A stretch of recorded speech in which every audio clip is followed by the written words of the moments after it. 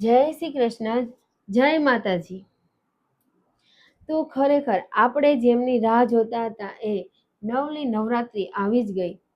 તો નવરાત્રિમાં આપણે માતાજીની સ્થાપના કરીએ છીએ અને માતાજી વિશે આજે જો હું વાત કરું તો માતાજીના એક હાથમાં ચક્ર રહેલું છે। તો એ ચક્ર આપણને શું કહેવા માંગે છે, એ શું શીખવે છે આપણને કોઈને ખબર છે? તો હું જ બતાવું। માતાજીના હાથમાં રહેલું ચક્ર એટલે કે જ્ઞાનનું પ્રતીક, અને જ્ઞાનનું પ્રતીક એટલે કે તમારી જાતને સતત અને સતત અપડેટ કરતા રહો એવું શીખવે છે। ખરેખર તમારી લાઈફમાં નવું શીખતા રહો, નવું કંઈક ને કંઈક નવું જાણતા રહો। જો તમે તમારી જાતને અપડેટ નથી કરતા તો તમે આઉટડેટેડ થઈ જશો।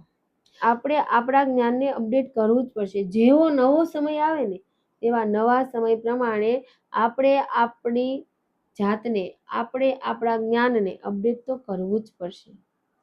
અને હા, બીજી વાત એ પણ થઈ શકે કે માતાજીનું ચક્ર જે છે એ આપણને એ પણ શીખવે છે કે સતત અને સતત ફરતું રહે છે। એવી જ રીતે આપણી જિંદગી પણ સુખ દુઃખ બંને આવતું રહે છે। તો એ ચક્ર એ શીખવે છે કે તમારી જિંદગીની અંદર ચક્રની જેમ સુખ અને દુઃખ બંને આવશે।